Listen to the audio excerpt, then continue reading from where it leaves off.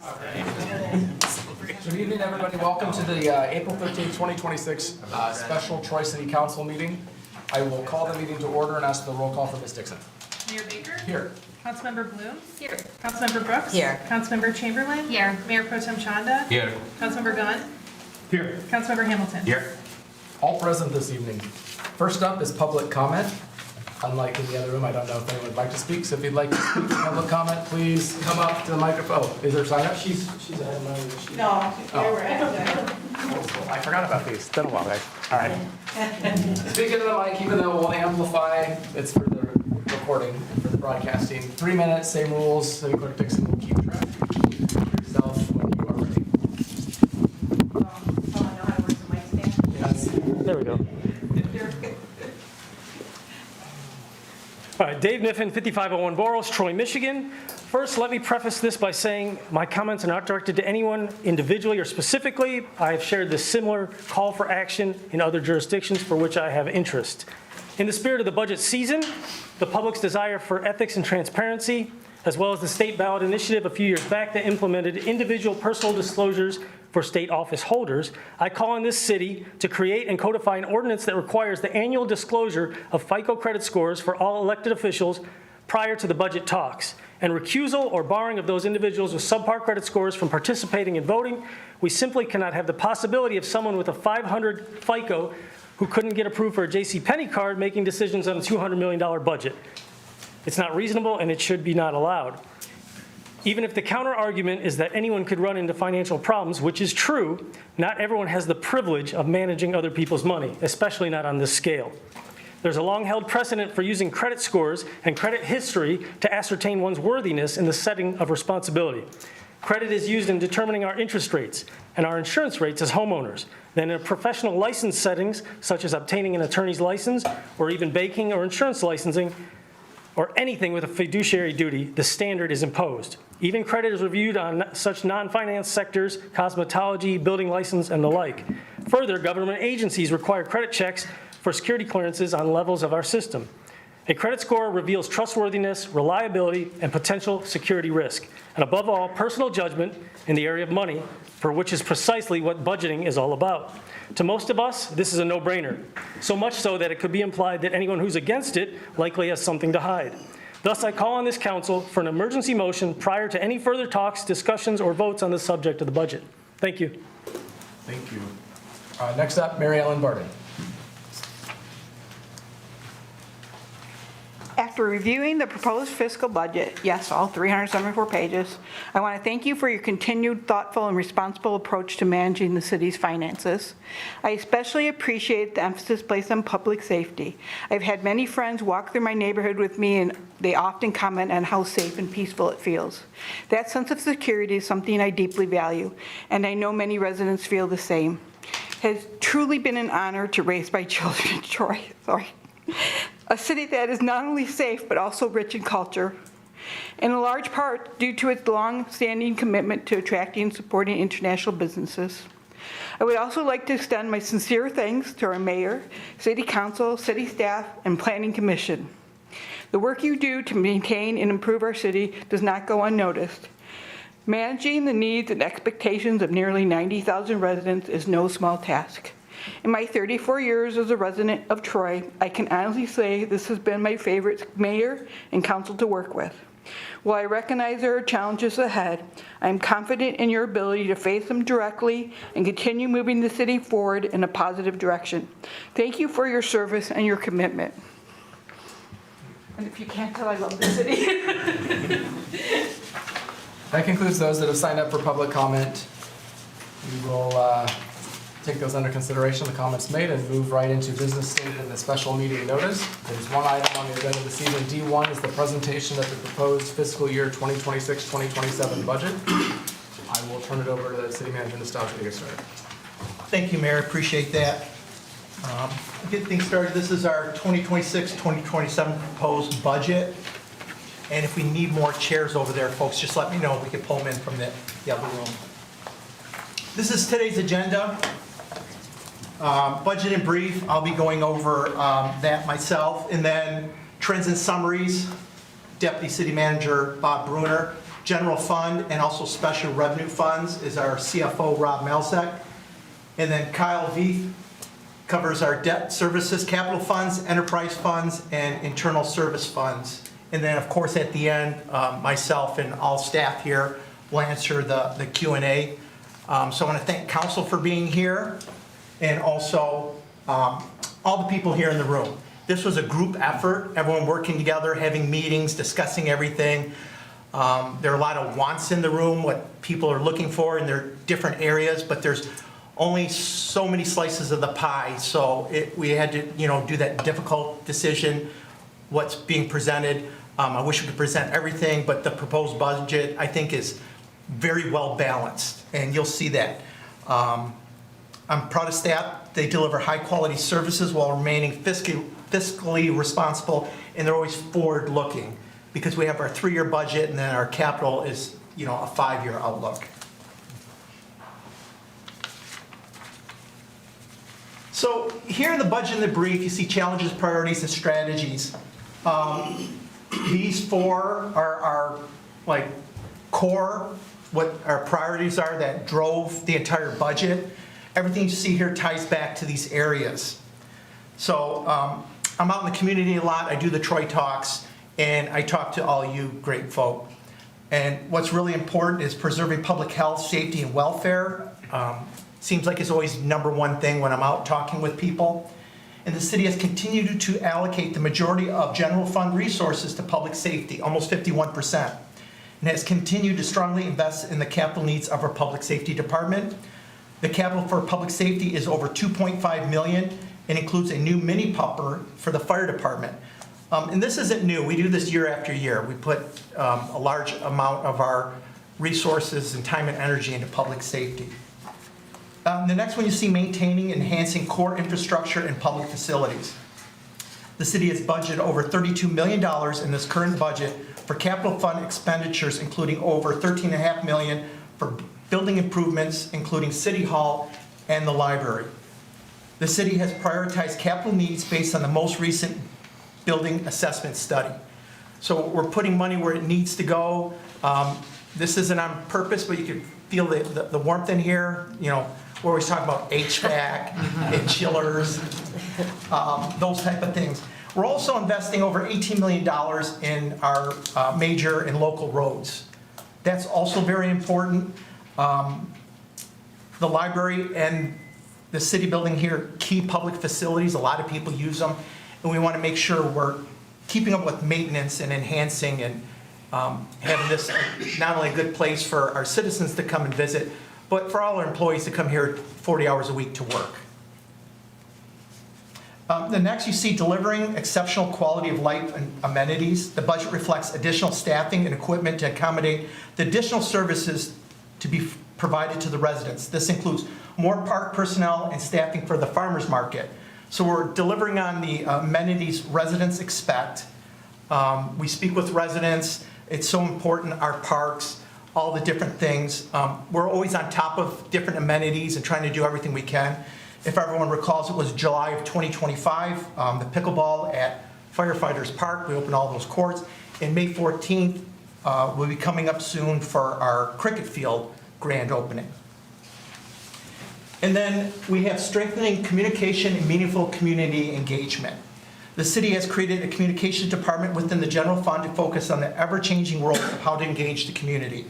This department will include library, recreation, communications as two of the most utilized services.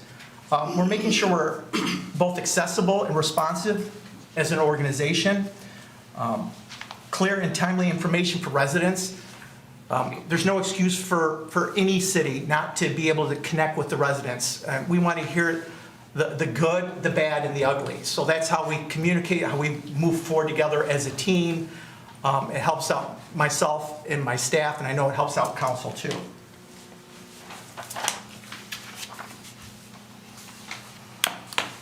So this next page, we're talking revenue. So you see at the top, total revenues increased 7.8% from $180.6 million to $194.6 million.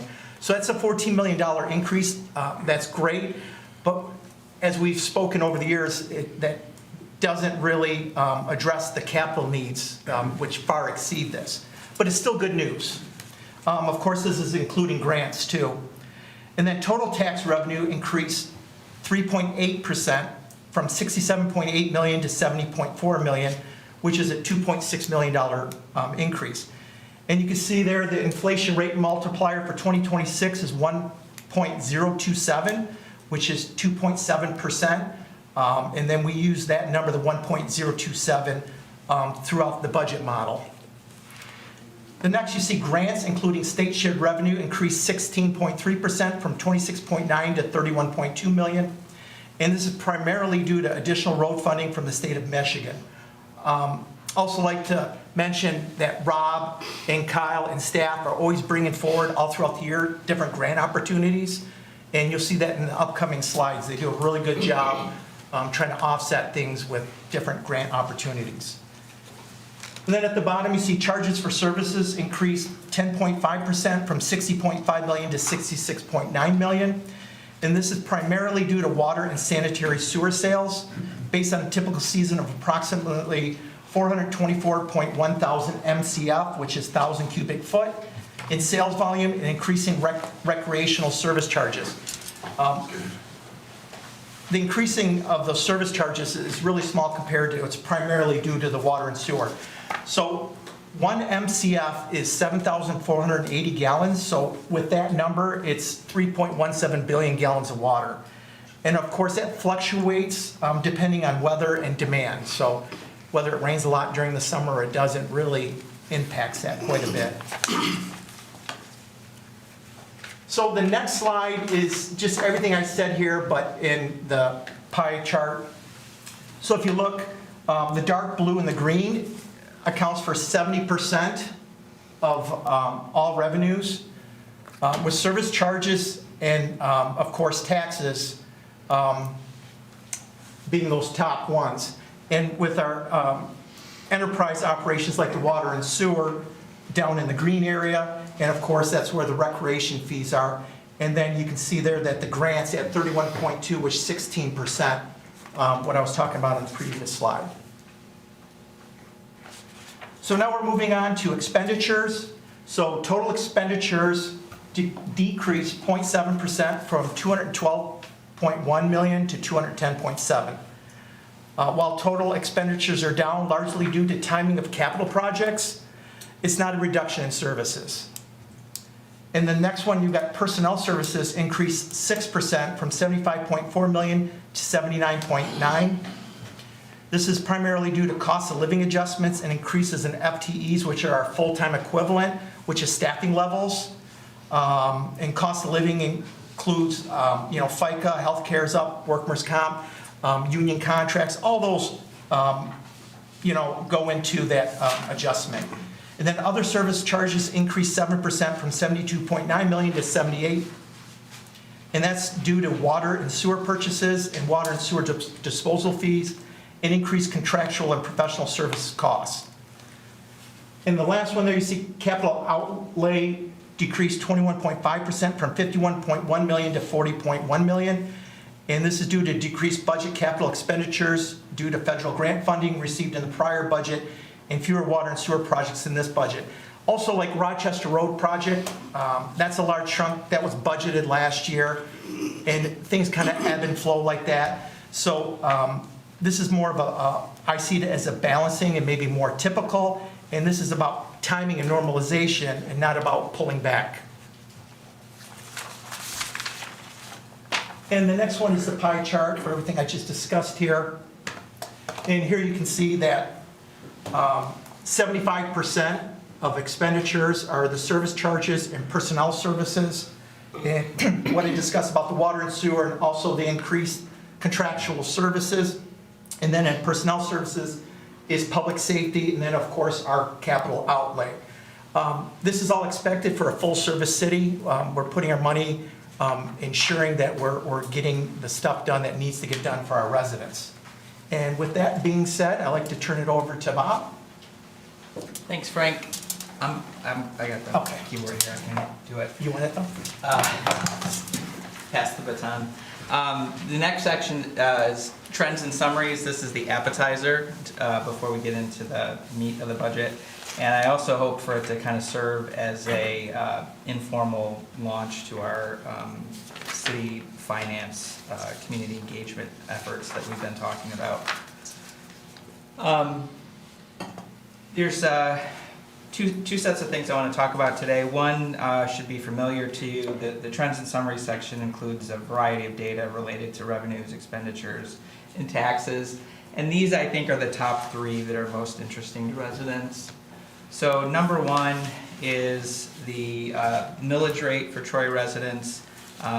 This slide 12 shows how the total tax rate for Troy residents with a principal resident exemption has changed in recent years.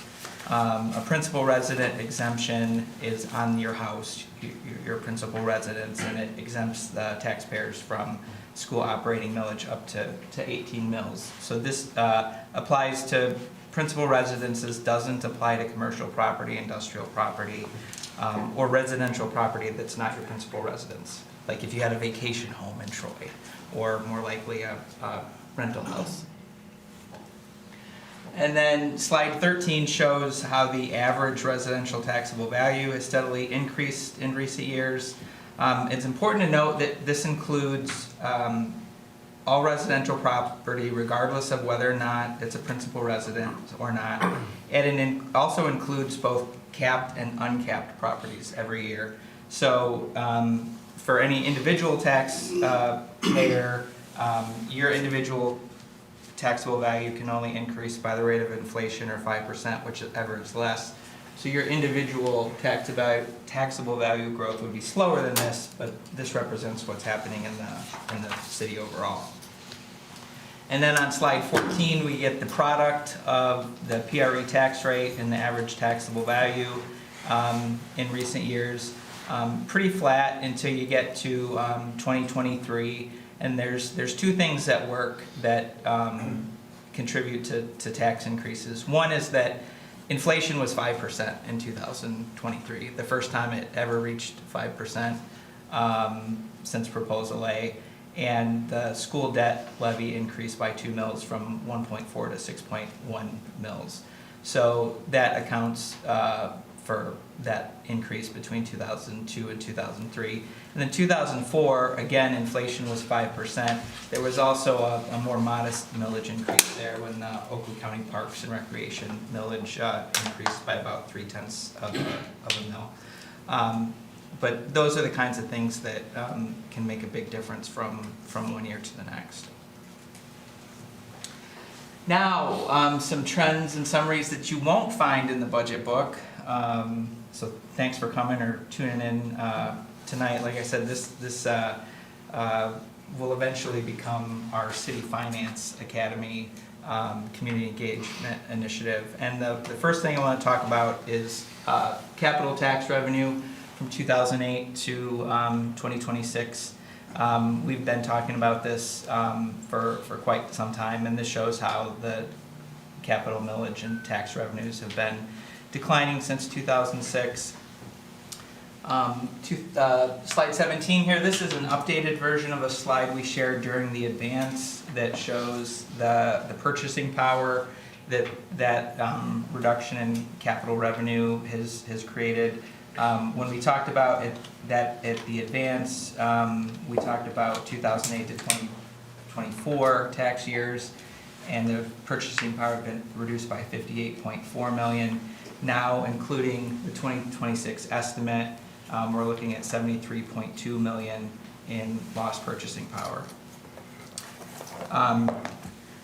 Next thing I want to show you is revenue per capita. Again, this is something we talked a little bit about at the advance, but here we are in 1990 with Troy, number 3 in the county, at $338 per capita.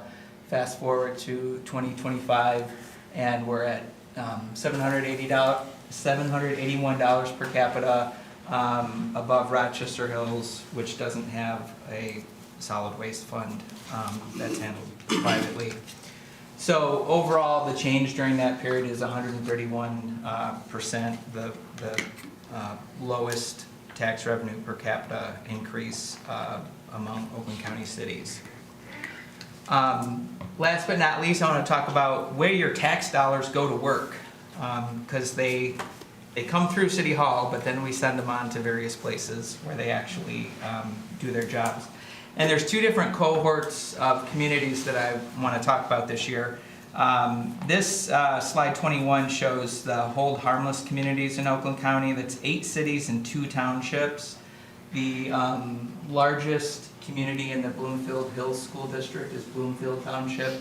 The largest community in the West Bloomfield School District is West Bloomfield Township. I usually don't compare cities and townships, but in this case, it makes sense. A hold harmless millage is something that dates back to Proposal A of 1994. There's only 23 school districts in the state of Michigan that levy a hold harmless millage in 2025, and 10 of those districts are here in Oakland County. So we're going to use this, and Troy's one of them. So we're going to use this as one peer group.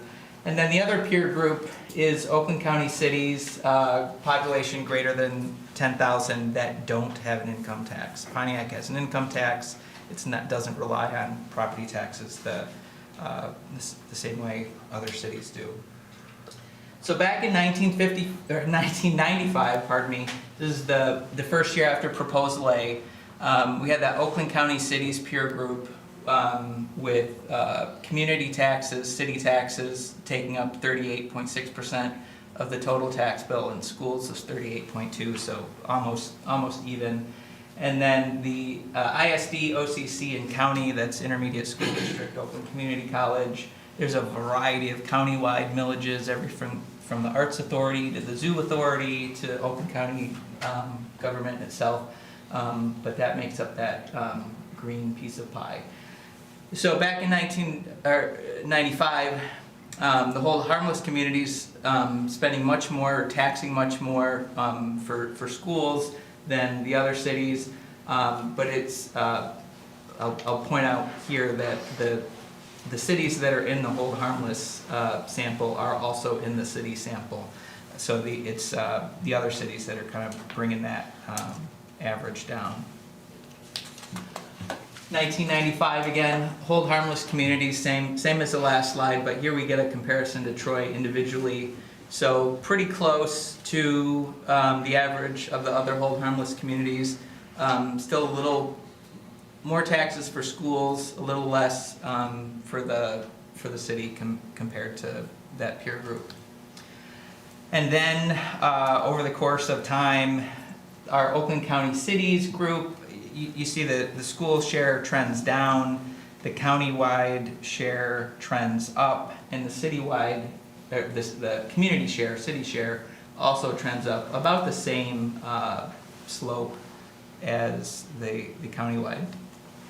This is the hold harmless communities, and this really kind of shows Proposal A at work, because you've got the school share is trending down more aggressively than it did in the Oakland County Cities group.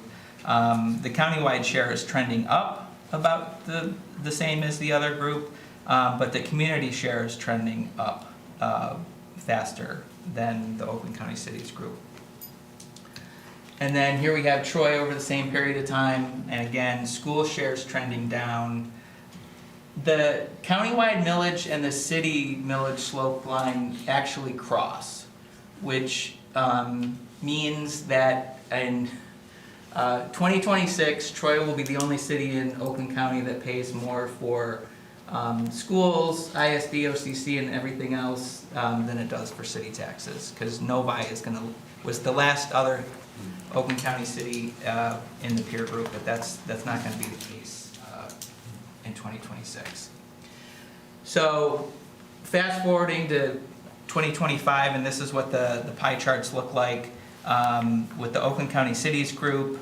42% of those tax dollars are going to work in the local community, and the hold harmless communities group is 37%. So harmless group is still spending more on schools than the cities group is, but the 2025 hold harmless pie is very similar to what the 1995 Oakland County Cities group looked like.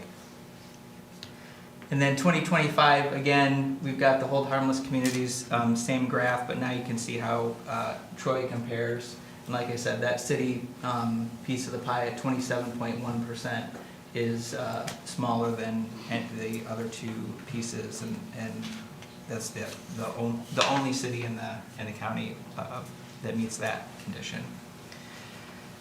And then, last but not least, there's an election coming up in August, and there's Oakland County School Enhancement Millage on the ballot. So if that were to pass in August, it would be levied in December, and by adding 1.5 mil school enhancement to Troy taxes, that would further decrease the city portion to 26%, which is just about what it was in 1995. In 1995, it was 25.3%. And so we'll wait and see what happens with that. But in the meantime, I'm going to hand it over to Rob for the main course. Good evening, everybody. Wanted to start with, these are a few similar slides that Frank presented earlier. He was doing all funds. This is the general fund, which is the biggest fund that the city has. As you can see, our revenues are up 5%. And again, Frank had mentioned earlier about the inflation rate multiplier. Wanted to mention something about that. Our property taxes remain strong. And I don't know how many of you have met Brian Pears. He's our deputy city assessor. You want to wave there? Brian is pinch hitting today for Kelly. And in talking to Brian, our revenues continue to stay strong because of our property tax base. We're the 4th largest city when it comes to property tax base. And if you think about that, that's amazing because we're the 9th largest city in the state. So when you factor all that in, it's Detroit, then Grand Rapids, then Ann Arbor, then us. And we have 87-some thousand people versus, Detroit has 650,000 people and Grand Rapids has over 200,000. So it's quite amazing that being as small as we are the 4th largest city when it comes to taxable and assessed value.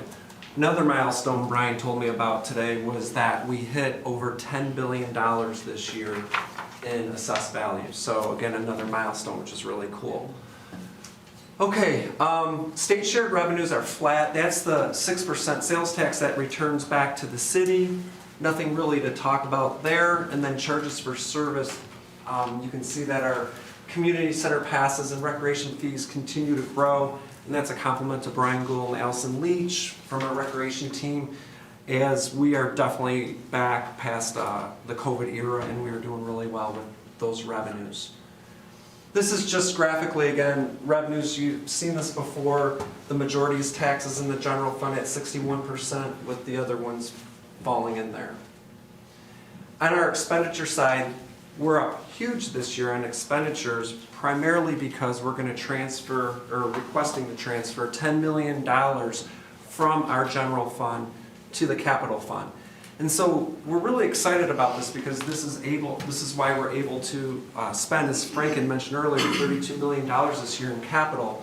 And what's really cool about this is the first time we've been able to do this in 3 years. The last 2 years we weren't able to send any money over from the general fund, so this is a pretty big deal.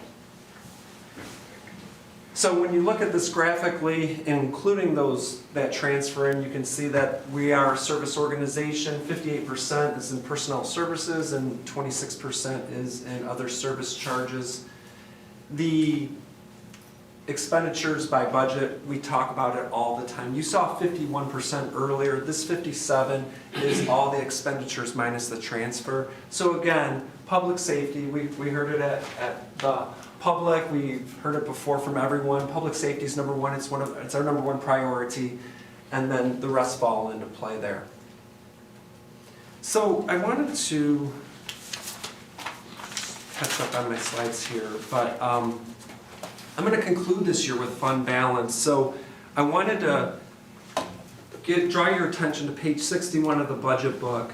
That's where we're actually increasing 9 FTEs this year, which is pretty big. And why is that? Well, through Frank's leadership, and through all the department heads that are here today, we really looked at the services that you guys have asked for, the residents and council. And so we've added 9 positions. 8 of these are in the general fund, the other one is in water. Mention though that 3 of these are temporary in nature as they're for succession planning. And as an example, we'll get to it, but Scott Finley, hey Scott, our city engineer, he's got 2 in engineering this year that there's for succession planning. So when we're able to with the department head, and if we have willing people that know when they're going to leave the organization, retire, when you can have some succession planning, it's very positive, and that leads to a great transition. All right, so public safety, we're up 3.9% on that, and it's primarily due to normal increases with our labor contracts. I wanted to mention though that we have 2 of our union contracts that are expiring June 30th. So Jeanette Menig, our Human Resources Director, is busy getting together with the TPOA, which is our biggest union, that's our police officers, and the TCSA, who are our Communication Supervisor Union. And so that, along with our new labor attorney that you guys helped us hire recently, we'll be doing that over the next couple months, I'd say. Right, Jeanette? We'll be hopefully done by June 30th. Fingers crossed.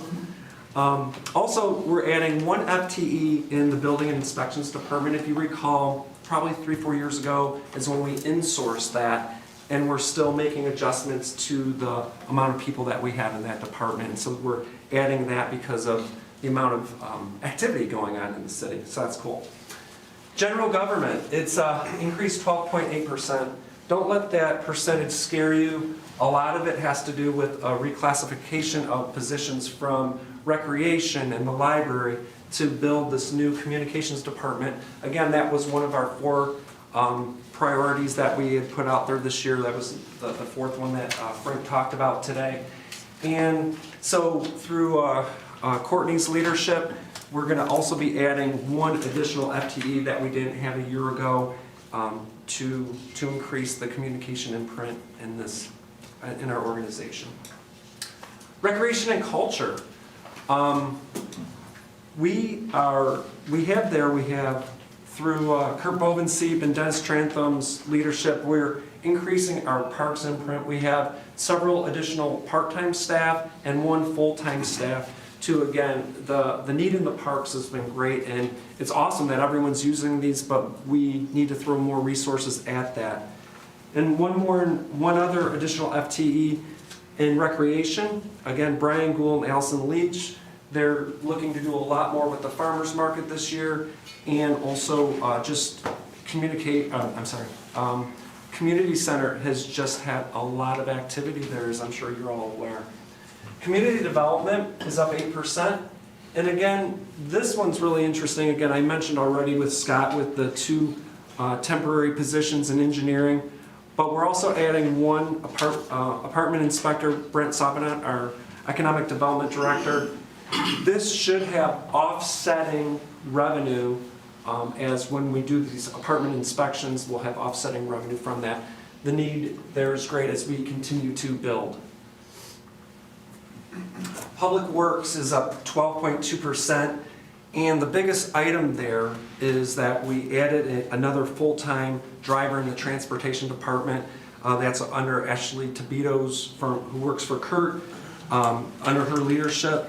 And then again, we've talked about the transfers out, and that is, like I said, a great story, but Kyle's going to touch on that quite a bit today when we hit capital. Last slide, you guys have seen this at least 3 years in a row.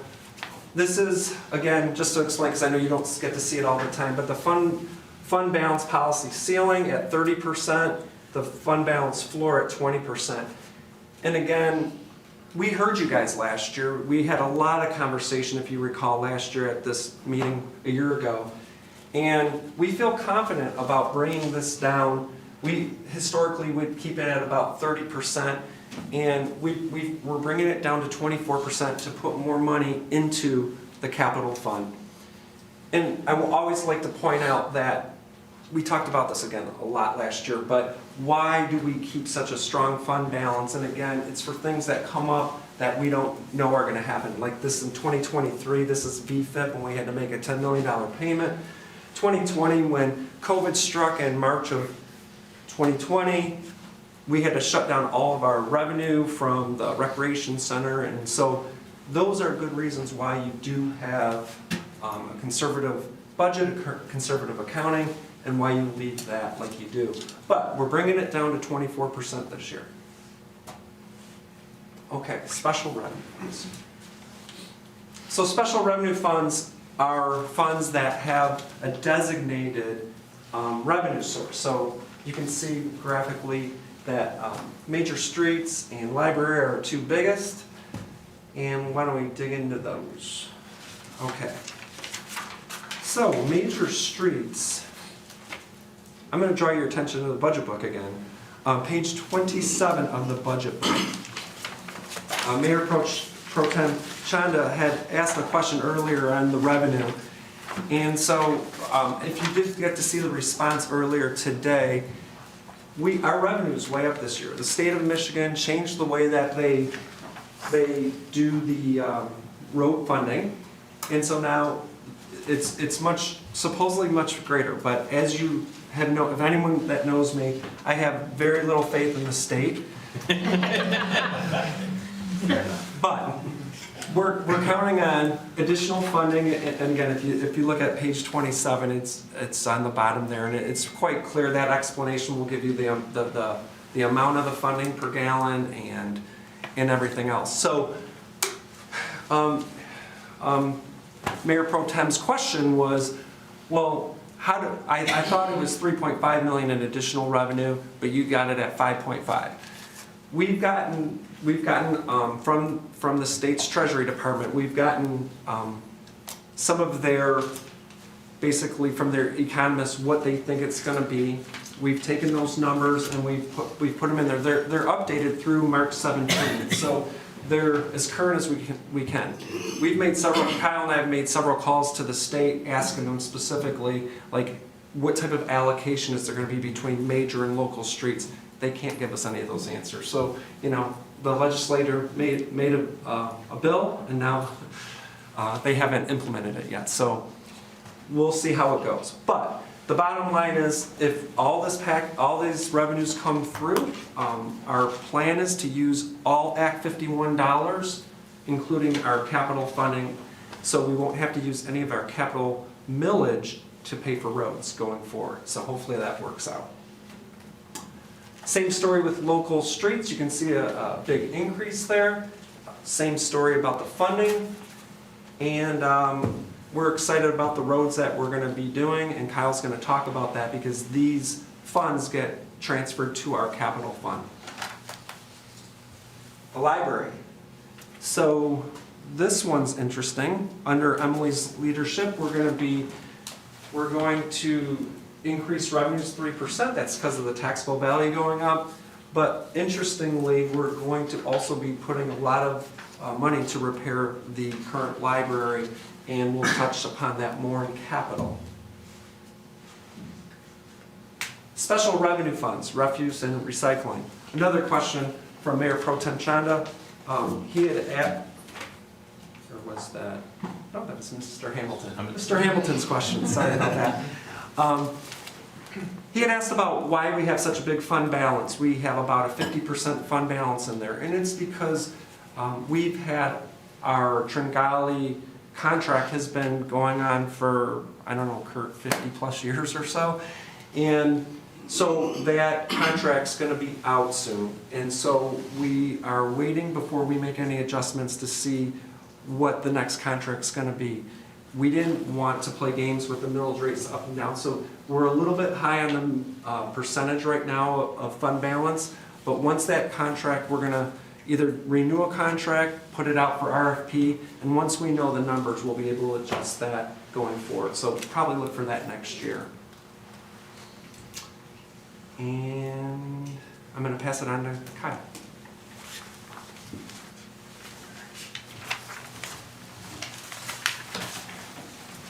Good evening. I'll be covering the debt service and capital funds along with our enterprise and internal service funds, and I'll be beginning with debt service. So we have 3 debt obligations, our DDA bonds, which have $7.6 million remaining, which these will be paid off in 2034. We have our George Kuhn drain bonds, which are only at $39,000. Those will be done in fiscal year 29. Those take time. And then we have our Sanctuary Lake Debt Golf Course of $1.6 million, which isn't on the slide, but that'll be paid off in 2028. So just for our debt, we have very low debt compared to other municipalities, and it's honestly a blessing. You know, and it really helps with our AAA bond rating along with our fund balance. So I think we just pride ourselves on having very low debt. So moving on to the capital fund. We have many needs to maintain our core facilities and infrastructure, and we also want our existing facilities and infrastructure to continue to operate effectively. So as it relates to funding, our budgeted revenues have decreased about 21%, primarily due to less federal funding. And just think about federal funding, it fluctuates a lot as grants span multiple years, and the timing of revenues can be inconsistent. So a good project would be the Rochester Road project that has spanned multiple years. This year, as Rob mentioned, we have a significant increase in transfers in. That's primarily due to the $10 million transfer from the general fund, and also an increase in the road transfers due to the increased Act 51 and neighborhood road funding, as we plan on the Act 51 and neighborhood road funding to cover our major and local road expenses versus the capital fund subsidizing it. Other transfers in are from the library, building ops, and the IT funds. So here, this chart shows the different revenue streams. As I just mentioned, transfers have increased significantly and account for about $22.2 million, or 62% of our revenues. We also have about $7.5 million of tax revenues and $2.4 million for grants. Some of those grants include, we have $750,000 for the historic village, which we're working with Sharon McDonald to hopefully secure some funding there. We have $250,000 for a building generator, which we're working with Haley Stevens on, and then $1.5 million for TAP grants for our trails and pathways included. On this slide shows the proposed expenditures by category. We have $13.5 million budgeted for building improvements, $7.4 million for public works, and $7.4 million for streets. Now we'll get a little bit more deeper dive into the detail. So here we have $7.4 million budgeted for streets. Of that is, we have $3.9 million going to our major roads and $3.5 million for our locals. All of this, which is now being funded by the Act 51 and NRF funding, whereas in previous years, we would be putting our capital fund dollars to these road costs. This year's the first year we're taking that approach. We have $5.4 million for public works, which includes, draining work, parking lots, sidewalks, and a new storage building. For parking lots, we're budgeting for year 1 of a multi-year project. We have included the community center, 2 fire stations, and a police parking lot in this budget. Also, the $800,000 for the new storage building, that will be funded by a transfer from the building ops internal service fund. We also have $2.9 million budgeted for parks, with the largest expense for trails and pathways, which has that $1.5 million TAP grant offset. We have $2.5 million for public safety for body cams, drones, and a new fire mini pumper. We also have $13.5 million for buildings, which a good portion is related to essential building equipment to keep City Hall and library up and running. So our HVACs, our chillers, our boilers. And I really want to focus on this slide. So this chart shows the capital fund balance over 10 years, and we're projected to have a fund balance of $300,000 at the end of this fiscal year and $900,000 at the end of fiscal year 2027. So while this is estimated, the reality is that it won't be this low, because when we budget for all the expenditures to occur in this fiscal year, and we know that the projects won't all complete in this fiscal year. So, but when we budget, we have to have them hit the bottom line so we can account for those expenses. Now, the projects that don't complete, these projects will be reappropriated in August, which will go in front of council.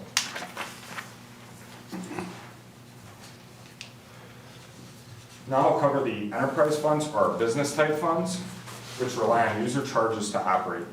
So our enterprise funds include our golf course funds and our water and sewer funds. So for Sanctuary Lake, revenues are pretty consistent with the prior year with a slight increase in expenses.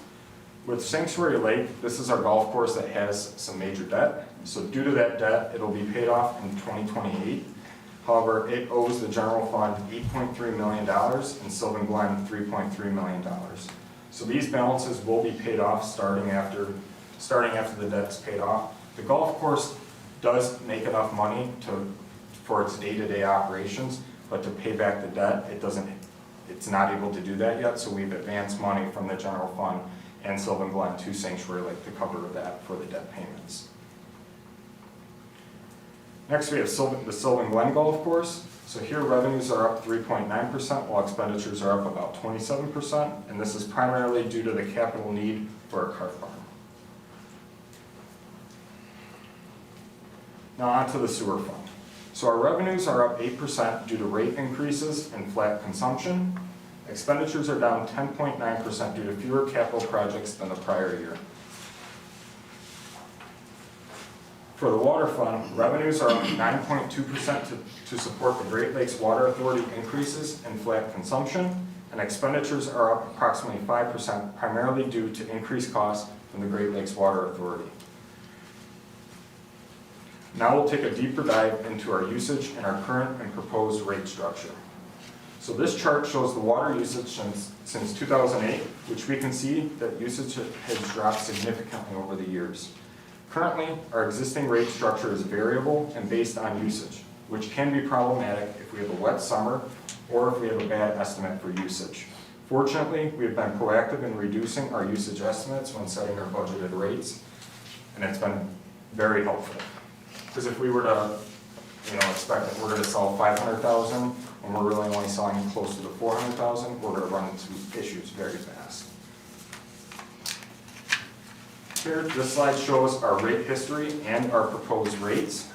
For fiscal year 2027, we are proposing a water rate of $63.20 per MCF and a sewer rate of $40.10 per MCF, which was these rates were also presented in the prior year budget. So we're doing a real good job at trying to stick to those rates that we propose. So based upon those rates, the average quarterly bill will be approximately $237, which equates to less than $80 per month. So now I'd like to take an even deeper dive into our rate structure. As we have mentioned during the past two audit presentations and the prior year budget presentation, that our water and sewer fund balances have been very low and they need to get built back up. So this slide shows the fee structure for water, for the Great Lakes Water Authority, and the city. As I mentioned earlier, our existing rates are 100% variable, where Great Lakes has a 60% fixed charge and 40% variable. So as a result of this, we are proposing a change to our structure to include a capital fixed quarterly charge of $6 for water and $2.75 for sewer for the average residential customer. So these charges do increase for businesses and those with the larger meters. So this will allow for us to have a more consistent revenue stream for capital, as usage can be heavily dependent on the weather. And then just to note that these fixed fees will bring in approximately $1.5 million per year, about $1 million for the water fund and $500,000 for the sewer fund.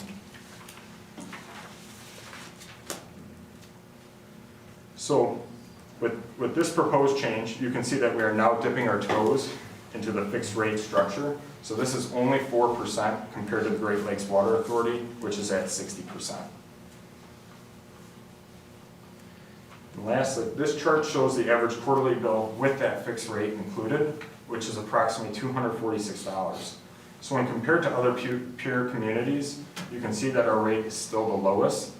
Also note that the other rates shown here for the other communities are as of last year and have not been updated for the current year because we don't have our new rates at this time. So lastly, I'll cover our internal service funds, which are funds used by the city to account for goods and services provided by one department to other departments on a cost reimbursement basis. So our building ops fund is used to account for in-house building and maintenance repairs. So In this fund, there's an increase in expenditures, which is due to the $800,000 transfer to the capital fund for the DPW storage building that was mentioned earlier. Our IT fund is used to account for the city's IT cost, and here expenditures have increased as well due to a $500,000 transfer to capital for the IT and finance renovation project. Lastly, our fleet fund is used to account for vehicle and fuel costs throughout the city. So on the capital side of things, the past few years, we've budgeted approximately $4 to $6 million per year. But Brian Barney and his team have done a great job getting our fleet built up, especially since the COVID years and supply chain issues, which still exist today. But because we were able to build that up, we're now budgeting approximately $2 million for fleet capital per year over the next several years. And with that, I'll turn it back over to Frank. Thank you, Kyle. Also want to thank Rob and Bob for presenting, so I appreciate everyone. And this is the time I turn it over to you, Mr. Mayor, for questions. Thanks, Frank.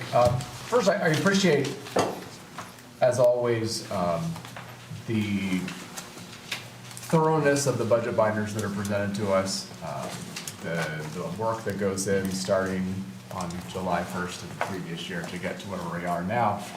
And I think that, obviously we win awards each year for our presentation of the budget and how we do everything. And so I'm very thankful for how the city leads in that effort. And I know that interestingly, from my perspective, and some of us, there's been a couple different city managers and some different staff over the years, but one thing that's consistently stayed is a solid budget presentation. And I'm very thankful for that, because that is something that, at the end of the day, no matter what, I think we should all be proud of in the city, residents and businesses, everybody, because it's a very special thing and unique thing when you hear about some of the other horror stories in other communities. But I also want to thank the presenters today for breaking down information in a digestible format. Obviously, I think we bounce around a little bit. You're likely to hear some questions that dig in a little deeper. As a reminder to those watching or those here, certainly the slides that tell, there's way more to the story than just the slides that were presented this evening. I know, Mary Ellen, you said you looked at every page. It's all out there, but it is a very, very thorough, transparent proposed budget that sometimes leads to more questions, but you can always find the answers in here. It's fascinating. So I want to thank all of you for the presenters. I also want to remind council, it's a unique and rare opportunity for us to have all of the staff over here that, not to put anybody on the spot, but I always feel like if we don't have some specific questions that some of them could answer, it's kind of a waste for them to be here. So I hope that we utilize the experts that are here and those who know these projects so well and know this aspect so well of everything in the budget. So all that said, I will open up the questions to start, and certainly I guess, Frank, I should ask you from our standpoint, or from your standpoint, are you looking for, certainly by the end of this evening, we should be either giving you instructions on things to change or come back to us with, or more of an understanding that we're feeling comfortable with where we're at. I know we're scheduled for Wednesday evening, so maybe at the end we can talk a little bit about how we want to handle that if necessary. Yeah, that sounds like a good plan. It's kind of what I was thinking myself too, so. I'm also not, again, I'm putting people on the spot. Annalisa, it's your first budget study session, so I'm very curious how it all translates to you as well. But you don't have to start. I'm asking questions of you, which is fine. So does anyone want to go first? Council questions? A couple of you asked questions in advance that Rob spoke about. Do you have anything you want to I did ask about 8 or 9 questions in advance. I got most of that. I wanted to follow up on that road funding one more time. I think, is there how does it work? Do we first use it and you get the refund, or we can just get it and, since we are budgeting it for particular road, is there any restriction on how we use it? Do we have to first use it and get a refund, or we just get the money? You're saying from the state of Michigan, From the right? state of Yeah. Michigan. So for the state of Michigan, when we get our Act 51 dollars, it's always divided between local streets and major streets. The new neighborhood funding that's come, they were not able to tell us yet how they're going to divide that.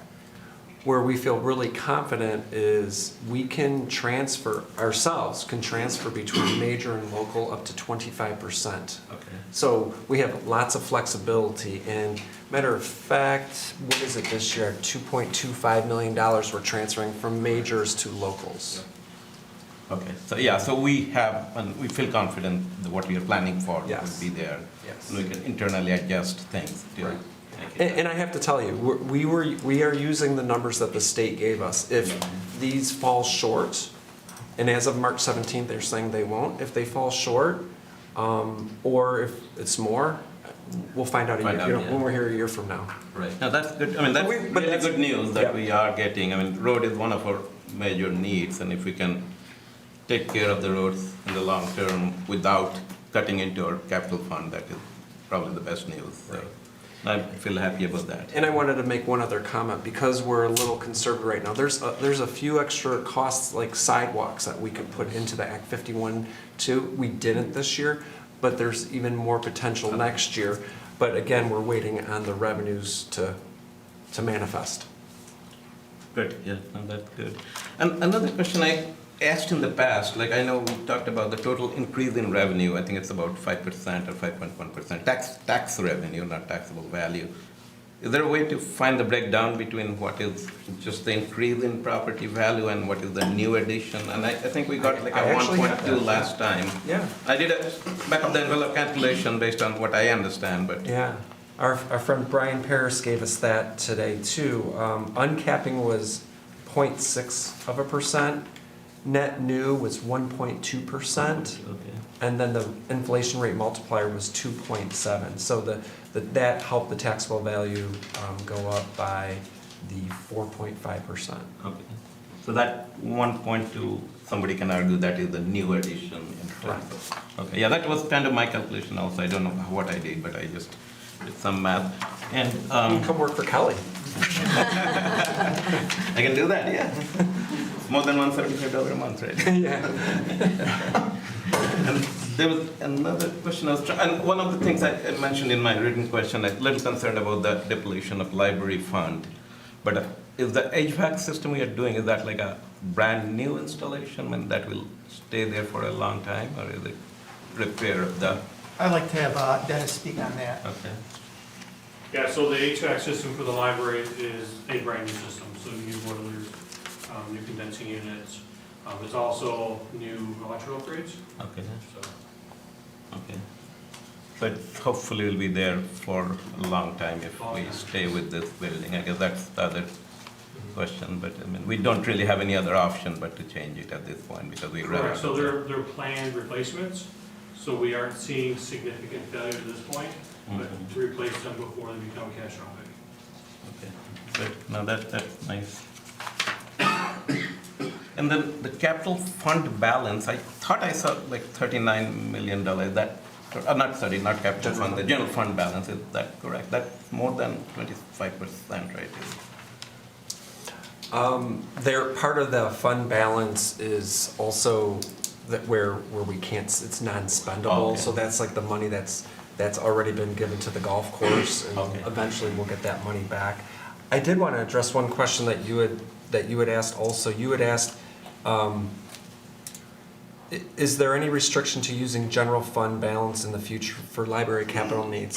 And the answer was no. If council would like us to use any general fund money towards the library, we can do so. In future, if we run out of, let's say that funds get depleted to the point that, Yes. yeah, so that's just like any other capital transfer from one fund. That would be a part of the capital fund That is correct. expenditure. Okay. Yeah. Thank you, yeah, that's it. Thank you, Mayor Person. Thanks. Should we just go around I'm to happy to Councilmember go next. Chamberlain? Thank you, Mayor. I just want to start by thanking Rob, Kyle, Frank, Bob, all the department heads. Thank you for your work. We know that you've spent months and months on this, so appreciate the work. One thing I noticed, I appreciate very much the mention multiple times on engagement in the community. So thank you for that. And you touched upon that in terms of communications, and so I just want to dive into that a little bit. Is that partially a reorganization? Is the new role also, is that filling Cindy's position? Is that adding a new role, and then Cindy's is still going to be replaced? Just wanted to ask for clarity. It's a combination. So Cindy's role isn't exactly going to be replaced. It's going to be replaced with multiple persons. Is Courtney here? Hi, Courtney, want to touch upon it a little bit further? Good evening, everyone. So Cindy's position is being eliminated, and in replacement of that, we are bringing on 2 full-time staff, so 2 coordinators, which is, if any of you know Kayla out of City Hall, she's a coordinator, marketing coordinator, and then we will be bringing on a part-time person as well, which will help fill some of the role that Cindy worked with council on, so helping with calendar invites, ribbon cuttings, some of those types of tasks, so. Thank you, Courtney. The other thing, I think I recall hearing this somewhere, I can't remember, is if we were gonna do a budget infographic like we did back in the days, I think this might be the last one, was from this budget. I just know it's a very easy, digestible way to share it out in the community, and ideally, in my mind, you share it before you've approved the budget, because you want to share it to let the community see the highlights, give input before you approve a budget. And I really like that we did that for a number of years, so, and I know it fell off the table for a few years, so. Does that happen? How long ago was the last time we did that? This might be the last one, 22, 23. 22, 23? Might be, when I find my files. I thought I heard mention that that's planned. Anything or everything can be planned, but I think Courtney has some ideas on it. Go ahead, Courtney. So we did release that draft engagement schedule to council a few meetings ago. And so part of that was to create some type of infographic regarding the budget.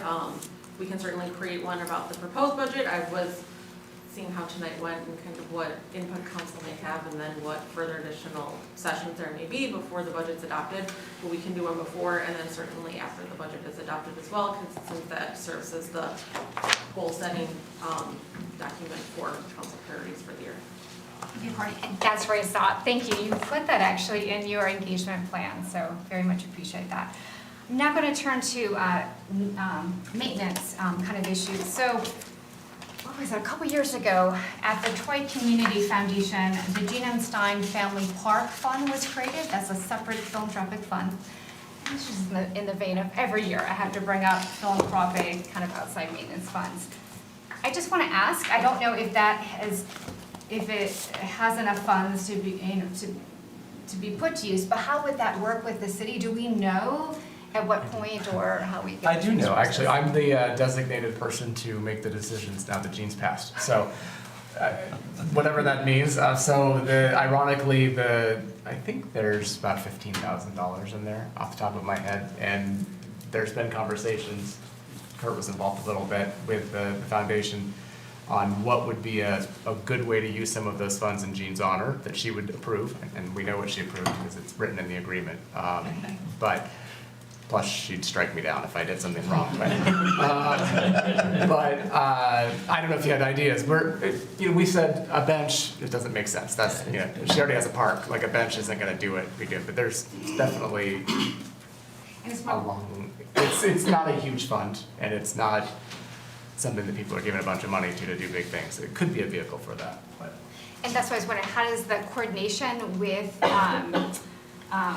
just thinking Dennis and Kurt's department, because I wasn't thinking like of new benches, but it's more about those kind of tactical, you need to repaint, or you need to, the things that are not exciting, but they're essential to keeping it looking nice. And maybe it doesn't need anything for 5 years, maybe it, which probably doesn't. But just want to hope that there's some channel between, I guess, the person in charge and the Troy Community Foundation and our staff. My guess, I know you're involved. Do you have any comments on that? It makes sense. Go to ahead, me, Kurt. but, like, Yeah, I mean, I'm actually outside involved. yeah, I mean, our partnership with the Troy Family Days and the Troy Community Foundation, we meet monthly. I often go to the advisory board meetings, so there's a lot of communication. They often bring ideas to us and say, here's an opportunity.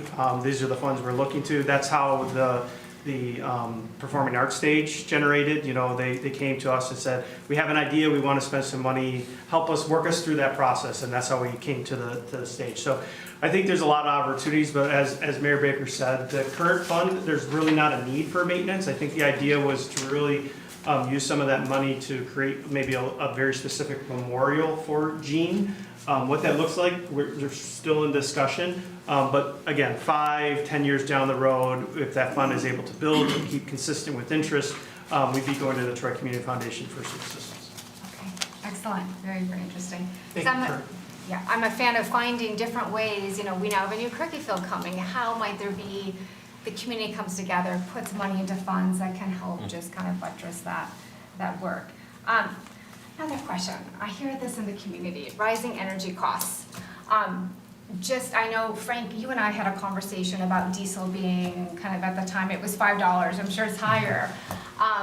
Spring meetings are happening with the World Bank, IMF right now, and head of the IMF, you know, said that even if the ceasefire holds in Iran, likely not to see energy prices coming down anytime soon. Just so wondering, how is that factored into this budget? Just thinking, especially those large vehicles that use diesel, and I'm sure many, equipment and apparatus.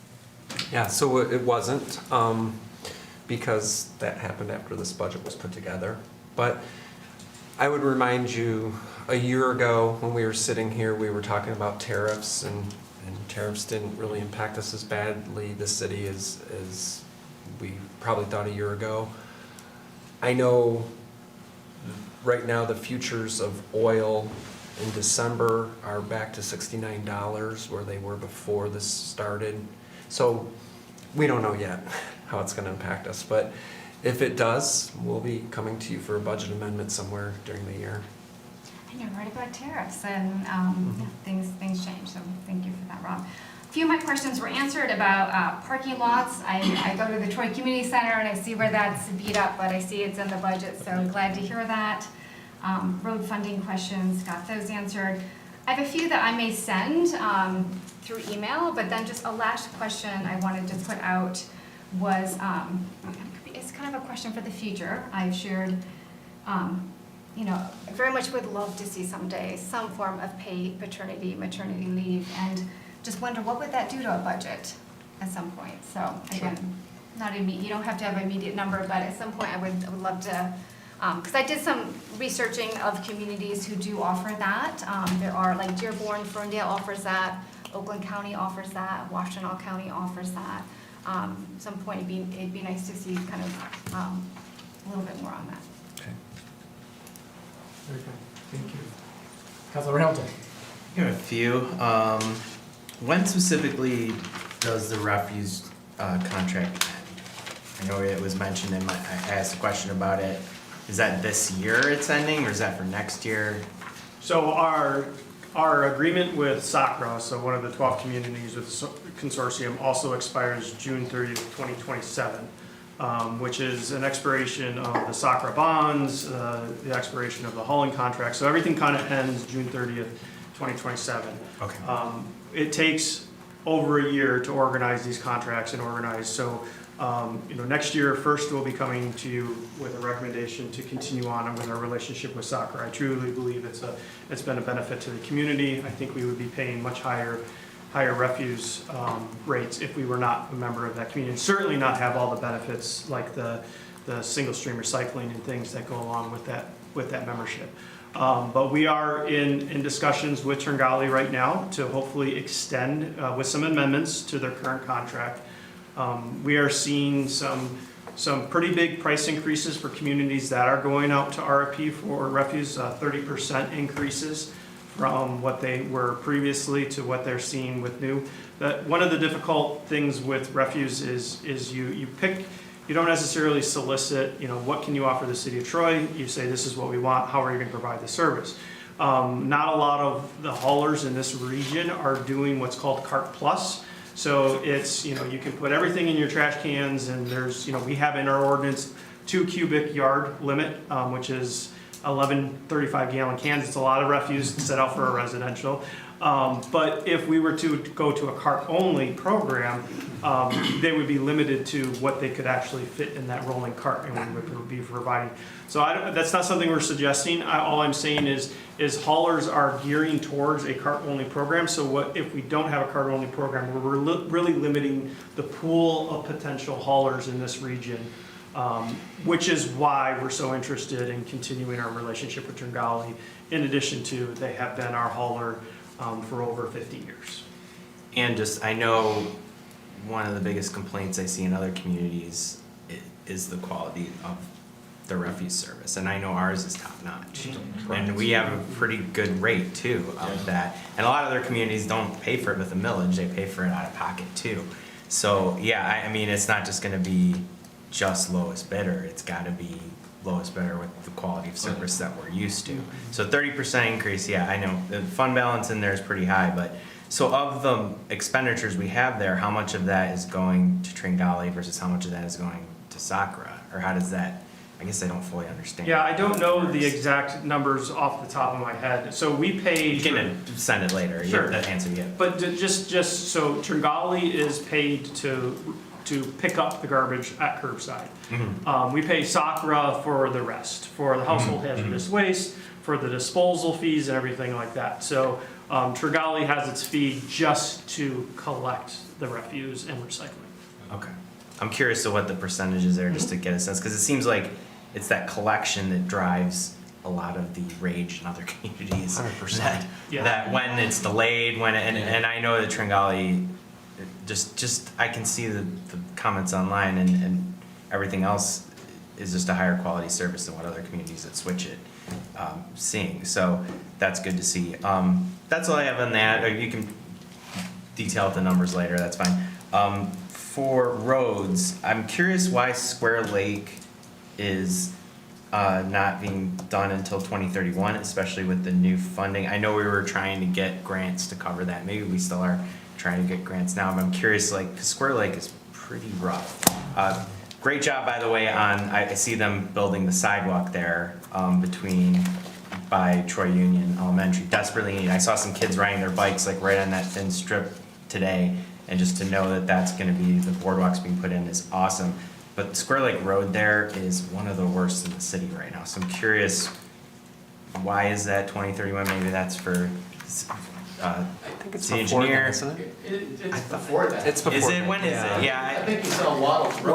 Waddles is 2030. That's what I asked also. Is it? When is Square Lake in there? I want to say I thought that 2 was years, right? I thought that was further out. What was it? 28, I think it's 28.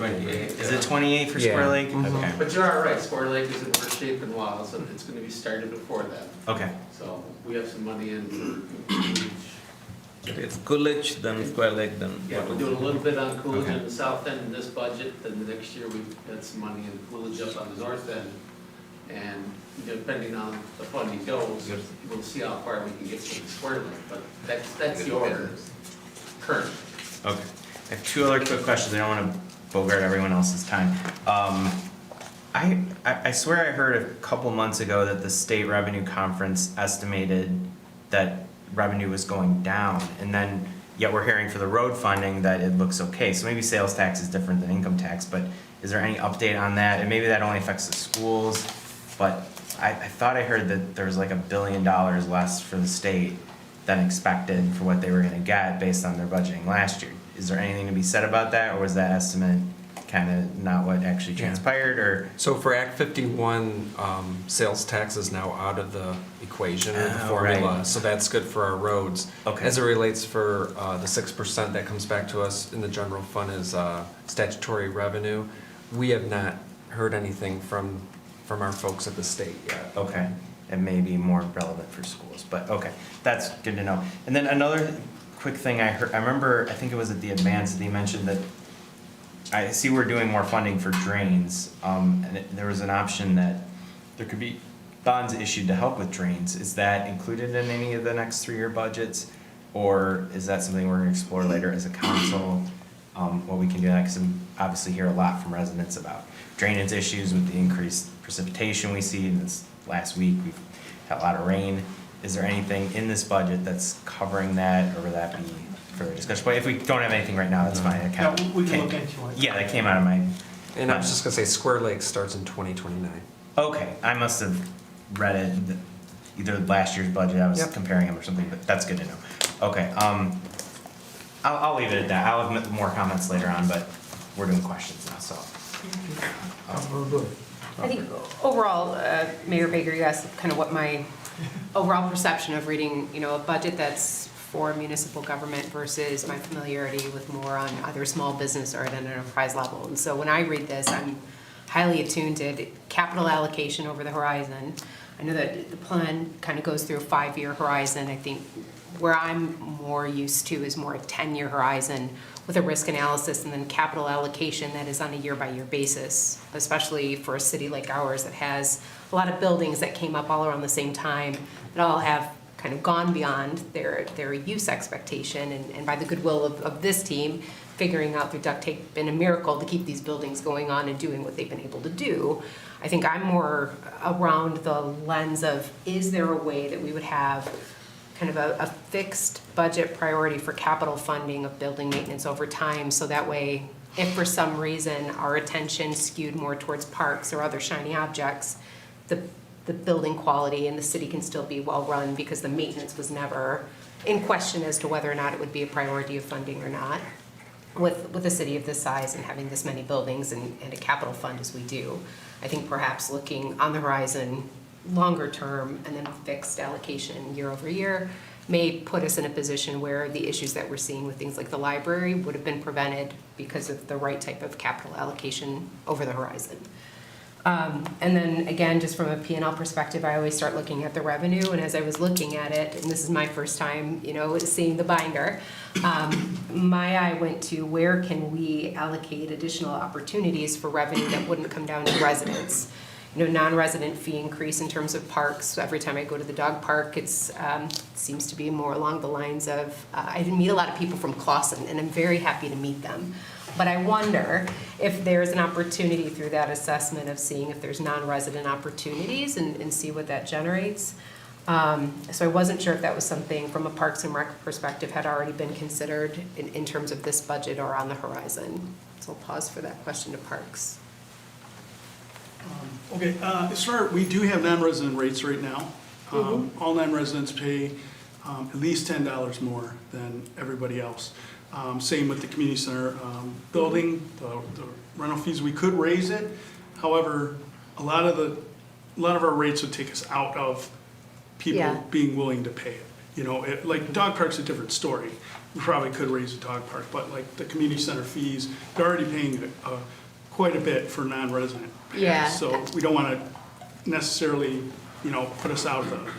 I wondered about that because then at a certain point you're like, am I going to go here? Am I going to go to Lifetime? Am I going to go somewhere else? So well understood that there's probably a sweet spot there. Yep. And I know at a certain point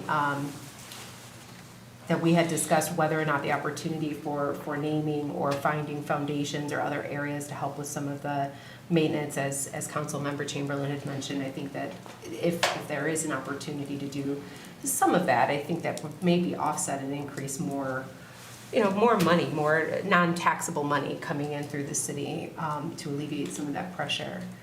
One of the questions that I have for Mr. Bruner is you spent a lot of time on the walk as to Oakland plus schools plus where does our taxpayer dollars go? And I understood the walk and kind of the narrative there. Is there a reason why we're comfortable having so much going to Oakland and so much going to schools and so little going back to city services? Is there a historical reason as to why that position makes sense for Troy? There's a historical reason why it is the way it is. Whether or not it makes sense is a matter of opinion. I'm running out of polite ways of saying this has a revenue problem. When I read this, that was my takeaway, that I understand not being on council and kind of being from the citizen perspective, I understood the narrative for the bond and the measures and what we got to last year, but I still see that sense here that is an unresolved issue from a revenue perspective, and while we're addressing the near-term things that weren't addressed last year for good reason, we're still in that position. And so that brought me to, relative to, the library and the position of the HVAC, and I understand that it's all new. And even if we had passed the millage and had gotten ourselves a shiny new library, that library that we have still would have had to get us through the next couple of years while that building was being built and while assets were being moved. For the 3.7, do we think that's the right attritable value over time? And then if in the horizon of 5 to 10 years that building had a second life, has the team spent any more time in terms of figuring out what that second life would be to then have, a number of us be comfortable with 3.7 million as the number? That's not a question to answer tonight, but I do think that when it comes time to discuss that in particular, I think that would be one of the questions we would have.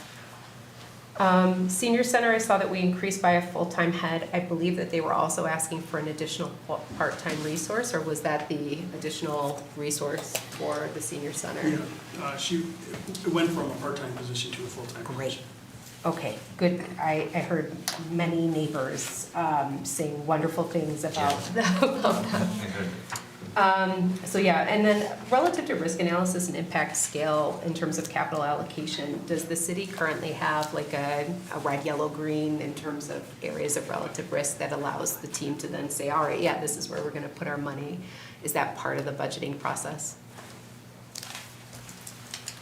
One for Dennis. Who'd you point to? Sorry, what's the question?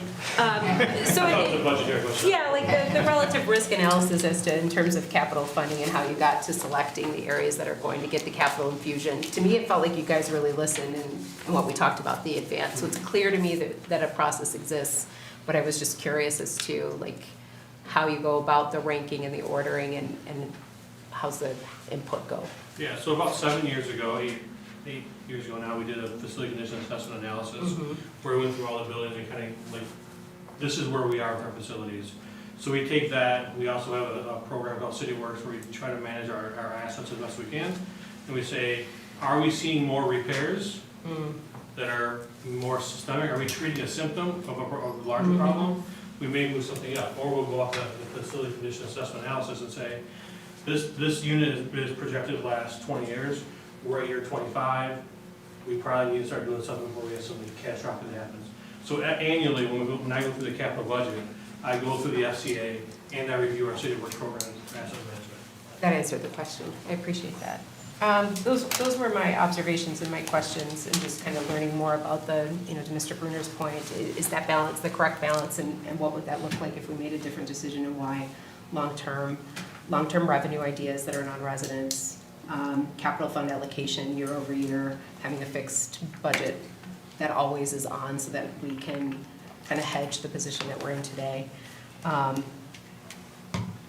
then it seems like the personnel growth I could see in the budget in terms of cost, but I agree with the team that that's the right thing to do to provide the type of services that our residents have come to expect. That's it for me. Councilmember Gordon. Kind of repeat what everybody else said. Thank you, Rob, Bob, Frank, staff. You guys put together a great presentation. So good to read through all this, and I'm very I'm glad to see capital improvements up a lot. That's something I know we've all needed. On top of that, one thing that I noticed with these capital improvements, looks like next year, and maybe this is where it's coming from, that roads are going up 8 million. Was it taking it from capital improvements to shift it to roads next year? So no, so again, we're going to rely on our Act 51 dollars, and it's really, we're in 2028, hopefully those revenues come through for those next 2 years. Okay. And when we see that actually happen, then we're going to be spending a lot more in roads. Okay, So because that's I remember I beautiful thought thing. it was State Senator Weber came before us and said the state was going to increase the amount. I thought it was 13 million. Is that reflected in this? I think so. It's about that, isn't it? That was their original proposal, but the one that I actually went through was a little more modest, but still It's a good bump. Okay. Do you have the number? I thought it was 3, maybe 13. Yeah. Yeah, we're a little more conservative in 2027 just because, again, we don't always trust the state. Yeah, that's Smart. Can't imagine why. Gets a laugh every time, Rob. I don't know. I think that was the nerve. That was the money. I don't think that was the increase. Was the increase 13 million? I don't think so. No, I think that was total. Yeah, that was the total. The increase was lower than what I think it was. And it looks like it's more than we thought. Another, regarding the golf courses, I zero in when I see negative cash flow. Yep. So both of them losing, but is that because we're paying the debt, paying this back? Okay. Any opportunity to increase revenue there? Because my idea is always increasing the revenue. things like EV charging stations you put in, something that could get the golfers to pay a little more money. Yeah, I can't speak to the EV charging stations, but I can tell you that Sanctuary Lake has, with their driving range, that's been a big moneymaker for them. They have food there where Sylvan Glen does not, right? Because they have Camp Thai. But not only is their revenue increasing, when they pay off that debt in 2028, as long as there's not some major capital need, I can really see the general fund starting to get paid off potentially, $300,000 to $500,000 a year. So I see So that both as of them will be up. yeah. I still am a big fan of increasing revenue somehow, so. Right. Yeah, and that's, when Brian and Allison, when we meet with the golf courses, they've done everything with dynamic pricing. I'm talking just golf fees, I'm not talking about these extra things. So they've really done a great job over the last few years of increasing rates when they can. Okay, gotcha. And interestingly, when I was first elected in 2017, I think Sanctuary Lake's cash flow was just 100,000 or 200,000. And then after COVID, golf took off and it's kind of maintained. And so now we're talking 300 to 500 cash flow positive if you don't look at the debt payoff. So in 2 years the debt's gone. It's actually pretty solid asset now. I know this might be for, I know there's tournaments out there because I'm involved in a couple of them, but I mean, do we market ourselves out to the community for more golf tournaments? So, Sherwin, who has the contract and manages it, they do a great job on advertising. They have tons of tournaments. Their tee times on nice days are always full. They have no open spots. So they are definitely utilizing it to the best they can. I think they have 10 or 12 leagues during the week. So, they do a really good job on utilizing the times they have.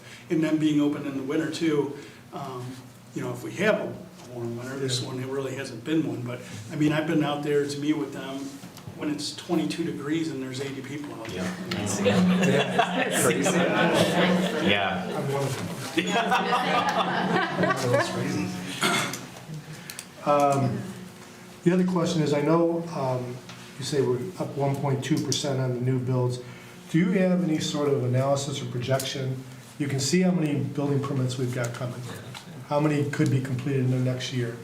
Any sort of look at that? Because I mean, my opinion is, okay, I guess we're up in new builds and we're going to see a lot more. What's the impact on the city services? Are we accounting for that? Is there analysis on, okay, we've got 200 new properties. What is that impact on the city services? Well, I know we're adding that one inspector for the apartments because we're getting a lot more and we just can't keep up. But as far as the other, I don't know if you have anything. I don't. I was looking at Brent and Brent shook his head no. That I would like, I mean, it would make sense just for projection purposes. Okay, we got 200 new builds, this is our new property taxes, but this could be the impact on the city services. And I know we talked, Frank, about the inspector, so I welcome that because between the department and between other things we discussed, that's good.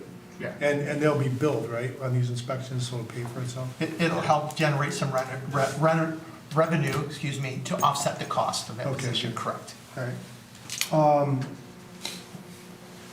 The only other thing was, on the budget, I did see the other services, I think it was like 79,984,000.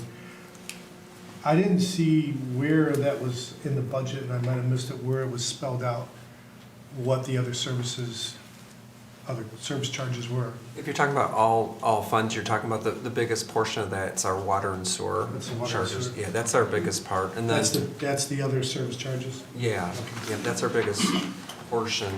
And then if you're talking about the general fund, we have, in the other services, we have some fire costs, like for the voluntary incentive plan for the volunteers, and I don't know, Kyle, I'm drawing a blank on anything else. Yeah, insurances, yeah. And then one more question on the recycling side, and trash. So our contract is with Tringali, right, for the pickup. Not exactly. So Okay. our contract is with Sacra. Okay. And Sacra contracts with Trinity College for Troy. We have a say, it's made up of a board of directors. We have a say to who we get to select as our contract. But Okay. technically, the contract for hauling and everything is between the city of Troy and Sacra. Okay, so Sacra picks the actual refuse. All checks are written to Sacra. Okay, got it. All right, that's it. Again, good job. All checks are written, but I guess might need clarification. Are you on the board? Yes, I am the chair of the board. Okay, could Sacra pick somebody else for Troy? I guess that's the better question. I mean, that's what I wanna know. Because that would suck. I mean, yeah. Here's my master's in education skills. Yes. Soccer. I'm doing all day right now. Well said. So the board approves the contracts that Sacra has. So in Troy, it's all based on tonnage. Troy holds the most amount of votes. I would think that my other community partners that are on that board, if we said we want this particular one, they would vote with, the same as I would vote with them. If they came to the meeting or to the vote and said, we particularly, Birmingham, for example, would probably never go away from car trucking. So if the representative, who's the city manager, said, we want car, we're gonna vote to approve a car. So, but there is a slight risk that if the majority of the people said no to the contract, then it would not get approved. Yikes, okay. All set. Thank you. Councilmember Brooks. Okay, thank you, Mayor. First of all, yes, I want to thank all of staff and administration for every year putting this together, providing this comprehensive binder and all of the information. I know it's a lot of work, so thank you. And I'm sorry that my back is to everybody, but, and I also just want to thank, just let people know that I agree with what the mayor was saying, that, our budget is very, very transparent. And it is very clear what we are spending our money on, what our, revenues coming in, what our expenditures are. So if anybody has questions, it's very easy to find that information. I want to start with maybe a point of clarification that Kyle had brought in. There's a proposed change to the water and sewer and the fixed cost that you had mentioned. That's new fixed costs, and it affects. Who does that apply to exactly? Everyone. Oh, everybody, okay. But most residents will be at the 6 and 275 rate, but when the meter gets larger, so your businesses, industrial, they'll see higher charges. Okay, thank you, because I heard the business and I didn't understand that it was everybody, so thank you. And then another question that I had was, when we look at the budget, and obviously we were anticipating, hopefully the passage of the bond, but it didn't pass. And we're constantly kind of putting off projects because, we don't have the revenue for everything. Are there some major projects in general that we are deferring or delaying right now because of that? So I would say the biggest thing that we definitely deferred was the aquatic center. So the aquatic center, literally everything we pushed out to future years except for, what was the last one we did, Brian? The pool bottom right now. Oh, yeah. And then if you heard in the budget presentation, or if you look, we have a mini pumper for the fire department, and then, which is really a good thing. There was also, we've gone to the politicians, it's not in the budget, but we've asked them for another engine or ladder truck as well. So we're taking the grant approach on that. So I'd say you could argue that's deferred. And then, I don't know, Kyle, do you have anything that, district court, thank you. Kurt, yeah, district court, 100%. We haven't come to an agreement yet with the district court. I'm looking at Lori Bloom as well, and so we decided that we're gonna hold off on any capital there until we can come to an agreement with the county on that, even though that is our building. Yeah, I know. We want to see. Tough. Yeah. Okay, thank you. Also, with the Oakland County Parks millage, how does this have any bearing on our budget at all? That's what you get for listening to a joke from the chief. No, I was paying attention, thank you, Mayor. So, I mean, we have talked with Oakland County, they contributed the $250,000 for the inclusive park. Their commitment has been to the Clinton River Trail right now to fix a problem up in Rochester Hills. I also see a large investment into Bloomer Park up in Rochester Hills. So I think we have a good relationship with Chris Ward. Of course, our county commissioner, Ann Erickson Galt, sits on the park board, so we have that conduit too. We have talked, we haven't landed on what's right for the county and what's right for the city. There's been, discussions about different amenities that the city has that Oakland County possibly taking over. That didn't come through. We've had some ideas of some of the future park improvements with our vacant parkland, possibly making an investment into that, bringing back that safety town that we talked about, during the bond discussion. So I think there's appetite, but I know most of their money has been encumbered for projects, and maybe next year we can bring discussion back to the table. Okay, thanks. Okay, and then for me, obviously, with healthcare, the healthcare costs and those increases, and I sit on this board, so I kind of know some things about it, but, it looks like the healthcare costs increased 10% this year. Last year it was 7%, but our contribution was the same. We're okay with, we don't think we need to necessarily contribute more from the general funds? Oh, yeah, so our funding level continues to increase there. It's over 95% funded level for the retiree healthcare. And so that's a good story. And then with more of those people leaving the plan and retiring, the obligation has gotten smaller and smaller. Again, I've said this story before, but when David was on the board and I first got here, I think it was like $5 million that we were contributing. We're down to like 1.3 or whatever it is now. So I know. It's a great story. Yeah. And that's why we anticipate in the next few years it's even less, because I see 1.2, 1.1% contributions. So that's off of an actuary evaluation that we have done. We get the retiree healthcare fund every 2 years. We get an actuarial valuation, and so it's based off those numbers. So those are actuarially determined. Okay.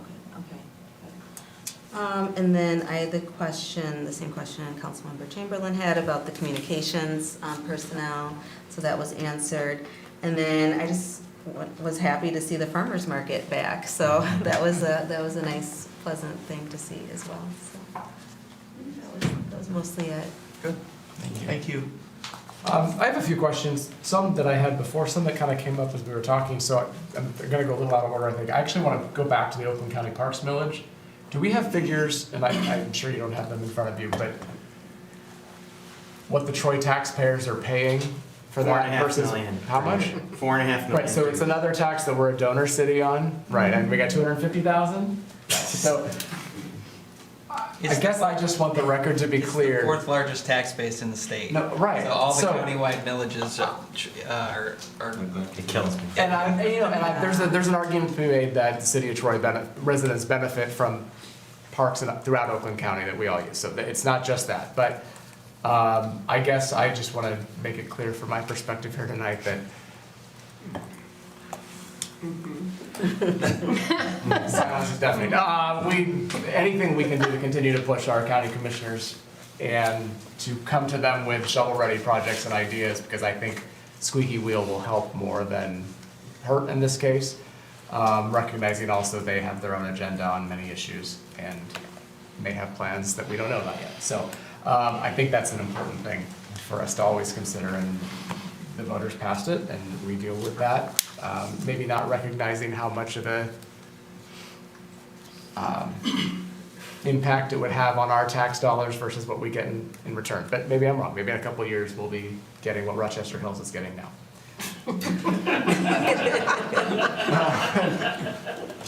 It's true. Infographics, yes, please. That's all on that one. Councilmember Gunn brought up the 1 point, or he was talking about the impact on city services with the new development, and the 1.2%, I think that was the number. that's okay, that's an increase in revenue, but there is increased cost with new residents on the roads, on our use of our services. It's minimal, right? It's not like you need a whole new fire station, for example, or, police department, but there is a cost. So I guess my question is, I'm not certain we can actually come up with a real answer to what that would be, but I think it's a good idea to remember that 1.2% increase is actually not all just increased by itself, for what that's worth. Since we're in questions, I should make that as a question, right? Expensive. There you go. I thought it was really interesting that it took until 7:20 for anyone to mention the bond that didn't pass last November, and maybe that's because we're all still kind of living in a shell-shocked world, and we've gone through a couple meetings where we've talked a lot about it. But I recognize, and always have recognized, the need to spend money on our existing library, for example. And those things have to be done, and we certainly can't say, oh, well, let's just keep putting it off because eventually we may. I mean, that's not good planning. That gets us in the problem that we have now with so many aging buildings. But I guess, and then Councilmember Brooks brought up a little bit, and Rob brought it up with his answer about the fire apparatus and the other things we're doing. Where in that bond, I mean, the obvious thing is, okay, there's not a lot of library funding budgeted or proposed to be budgeted here, that, especially anything that is kind of front-facing, that the residents are gonna notice. And part of that, that's the reality, when a community doesn't pass a bond, there's not those funds to do those things. But I guess I'm curious as to, we had a pretty spirited conversation a couple meetings ago about what we should be doing and what we shouldn't be doing with the library, or things we should be considering. I guess, is it correct that other than that capital funding for the HVAC, and I think there's a couple other things in there, there's no plan to budget to spend any more money looking to see what I don't want to say different design or, major renovations or any other projects to even investigate at this point? Is that safe to say that's off the table for this year? Well, is it Technology Center? Yeah, the Technology Center is getting a minor facelift coming up this year. Right. I guess and you're right, I'm sorry, I forgot about the Technology Center. I just I want to make sure that we are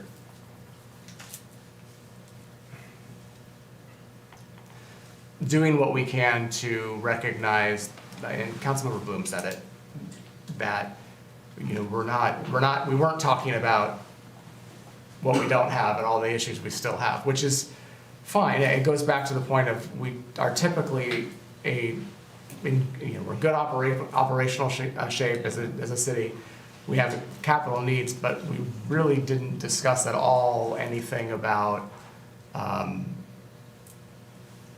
whether that's, how sustainable that really is. And we know it's not.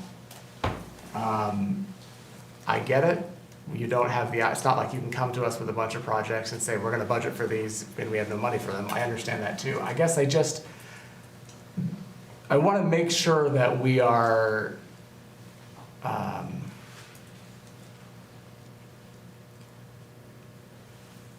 not doing a further disservice, and maybe this is more for us, not doing a further disservice to the community and not continuing to talk about those needs.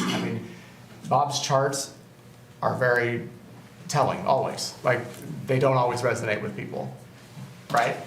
But I've seen them 15 times. They're starting to resonate with me. No, but my point is, the numbers, and they show it there. What they also show is, if your property value goes up every year, you're going to pay more in taxes, regardless if the city's got the lowest rate. That's the reality, and that's what the residents feel. So there's a lot of things we can talk about with that.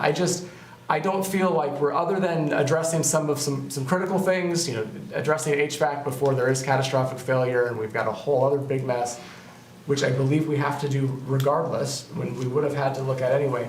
I just don't know if we as a council and as a city I don't feel like we're doing more to address some of those other issues, whether it's an updated facilities condition assessment, whether it's budgeting for a little bit of money to answer some of the questions that may exist about what could be improved or not. Maybe I'm out of process a little bit here, and it's probably not the best time to talk about it, but those are the things that kind of left me with this. Like I saw this budget, again, I meant my words wholeheartedly at the beginning. I appreciate all of what this is, but part of me felt like it's as if last year didn't happen at all. And I just want to make sure that we're still thinking about all those things. And because I know what you guys aren't putting up on slides is all of the things that are not getting addressed. The fact that they're now 30% more expensive this year than they were 2 or 3 years ago, and that that's only going to get incrementally worse. So, again, that's not a question. I'm about to transition to the comment section, so maybe that's why I did it. I think I understood the question. The library is not a focal point of this budget. Right. We have capital improvements planned for the next 3 fiscal years to keep that building up and running. Meanwhile, there's going to be more community engagement talking about the future of the library. But that community engagement is not a big feature of this budget. But it's not like we're going to stop talking about the library in 2026. Okay. That answers the question, I guess. I mean, and I appreciate that, Bob, truly, because and part of it's, we are, I don't know. I guess for people out here, public watching and here or at home or later, I don't think we're, I don't want anyone to think that, oh, the whole bond thing was just a fun exercise, then we're fine, we're moving on and everything, because we're not. Like, there are reports and binders full of things that are not getting done still. Not because of bad stewardship, not because of anything other than a lot of buildings built at the same time, a major crash in 09, 10, 11 that greatly reduced everything. And, we still have to continue to talk about what we're going to do about it. And budget season, to me, it makes sense to do that a little bit, so. And our pacer rating's still going down on our roads. David said Square Lake's in bad shape. It's not till 2029. That's when it's budgeted. We probably won't be done to 30. I mean, I could ask Scott. Scott will be retired by then. He won't care. But, hey, John R.'s kind of bad too, but. Yeah, no, that's county. Yeah. That's county, right. Yeah, so, I mean, all those problems that we had that we talked about it last year are still there. They didn't go away. Yeah. I know they didn't. I think part of it is we did get a big bump in road funding, and we're assuming it's going to continue, but that's, right.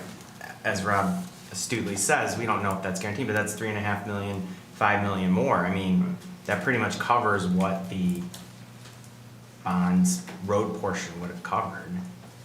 But it's not guaranteed. Yeah, it's not guaranteed. I think the other thing we didn't address also the parks and recreation. I didn't see any, like the community center, the restrooms and all this, right? So those are going to deteriorate over time. I don't think we had anything on that parks play structure. I think the inclusive park, that's coming from a different source, I believe, right? So the parks and recreation needs are still there. Like maybe next year we'll find some, only way we can find some money is the excess of the general fund. That's the only thing that we may get, but that problem is still there. I mean, that right. And I talked about it last year and say it again, part of that $10 million was because we've had high interest rates, and we're a saver community, so we've had a lot of interest income the last few years. Back in 2020, when interest rates were down to 0, we didn't have that. So a big portion of that $10 million is just investment return. Frank, did you have something? Sorry. Yeah, today's our budget meeting, and we also have scheduled for Wednesday that special budget meeting. But what we were hoping to be able to do is have more conversations along these lines, because when you guys went to the last advance, each individual council member put some of those priorities down. So what we were planning on doing on Wednesday is taking all those priorities, working together with you folks, discussing it, and libraries on that list. So we'll have a little bit better idea for myself and staff moving forward. And we would be able to move forward with those priorities and give you guys updates. And if you remember, the next advance, we moved it up, so it's in November. So we're going to have ample opportunity to take what you guys have on Wednesday, build upon it, and then have even more discussions in November. Oh, that helps. Yeah. With comments at this point, go ahead, Rebecca. Thank you for being at deferred maintenance, as did Councilmember Brooks. Thank you. So those are the questions. I was trying to figure out how to communicate about those. And I was thinking to maybe try to give myself more time and put them in writing. But there are two things that keep me up at night. And I think one of them is around this deferred maintenance and connecting the dots between, Bob, those slides. I think we get those slides and we get how that connects to deferred maintenance, the horse trading that you guys do behind the scenes. We got to do an exercise in the advance, which I do appreciate. I came to value that because it helps us see all the more the challenges you go through. But how to then connect those dots and share that with the public in a way, because we can read all these PowerPoints, and for many of us, we've been seeing them for quite some time. We even had, gosh, was it back in 2022, those summer sessions, we did multiple sessions. And so that's why I think initially I really wanted to see some kind of financial ideas team for you all to share, Bob, those slides with the public, and then talk about the deferred maintenance, talk about the horse trading you have to go through, especially with a bond not passing, and to have the public listen to that. And then you have you have residents who then can go out and talk to their friends, and they talk to their friends and talk to their friends. So that's the thing. I'm still trying to figure out how to communicate that. And partly, I need your help as well. And I think what you shared, there's something that feels missing. And I guess we'll talk more Wednesday to figure out what is it that we need to, it's almost as if there needs to be a slide on, okay, there's this, and then what all is getting delayed because we don't have a bond. Maybe you can't be that blunt. But maybe in some ways you have to be. Second thing real quick that keeps me up at night is I saw talk about the succession planning. And I brought up around maternity, paternity leave because we all know, like a lot of you amazing staff members, department heads, you're retiring. And the value proposition that existed coming in and working for cities, that's changed. You have private sector, you have organizations I've worked for who give 4 months of paid paternity leave. And I've heard of people saying they won't work for a city that doesn't offer that. And so thinking about how do we be best in class, we be an employer of choice, and I think there's some things that down the road we need to think about that. So that keeps me up at night, because we want to continue to find amazing people who are going to come into these roles. And I know people say they will not look at an employer who doesn't have these benefits in place. Sure, go ahead, Dave. Yeah, I love the mentioning of an updated facility assessment. I think it's time. That was a long time ago. We did that pre-COVID, pre-many things. It'd be nice to kind of get a sense of that. I like, Mark, your idea of giving an estimate of how increased population stresses city services. I heard mentioned that recreation's getting used more, parks are getting used more. That's kind of part of that story. I know we can't have like a scientifically perfect number, but an estimate on that would be good. It absolutely kills me to put $3.5 million into that old library, and I'm not sure if I can support that without giving the residents the choice of straight up whether they support a new library building or not, without the rest of them. But council's going to do what they're going to do. I'm still going to speak of my objection that we should give that choice to voters this year on the library, whether it's the full 75 or the 50 million, which would be 0.3 mils, which between our millage dropping 0.05 this year and then possibly the refuse millage getting to drop another 0.1 would already cover half of that. But council's going to do what they're going to do. But it just really kills me to put $3.5 million. We could put that into a new building that'll last a generation, rather than a building has no future really. So we'll talk more on long-term goals on Wednesday. I'll say more of it to that, but seeing that $3.5 million in the library was like a gut punch, honestly. Okay. Additional comments, Lisa? Yeah, I think whether or not we're calling it, deferred maintenance or capital allocation over the horizon, I think we're all kind of coalescing around the same theme of being, good stewards towards a well-managed city. That way our buildings can last and our services can continue and endure regardless of income or what other factors. But if I haven't said it enough, I really do appreciate all the work that went into this on behalf of the staff and all of your other staff members that put together such a well-proposed budget. And I felt again that you guys really listened to what we talked about in the advance, and I appreciated the opportunity to participate, so thank you. Well, two things. The deferred maintenance, we're gonna be talking about that Wednesday. Maybe not only identify the buildings, but if you have any sort of projections of what it would cost to possibly. And regarding the library and the 3.5, I mean, these guys need it now, right? The library's not gonna be built tomorrow. And potentially, whoever that, we're not gonna tear that building down from what I understood, so potentially, if the clerk's office moved in or whoever, they're still gonna need the HVAC at least, right? So, I mean, that's. Leland doesn't need air conditioning, she said, so I don't know. We need it now. Yeah, so I mean, these guys. Is that what you're talking about? Yes. These guys need this support right now. I mean, I'm for giving you guys what you need now, at least temporarily. So. Yes, thank you. Once again, thank you to everybody. I just want to reiterate, because sometimes we look at the budget and it sounds really good, you're like increased revenue and we're able to put, $10 million into our capital fund and everything like that. But I think it is very, very, very important that we are making trade-offs and that we still have more capital needs than what we have revenue for. And we are putting things off and off and off and delaying it and kicking the can down the road. And meanwhile, the capital needs are only going to increase. And things kind of fall apart even worse. And we know that the longer you delay things, the more you're going to end up having to put money into it.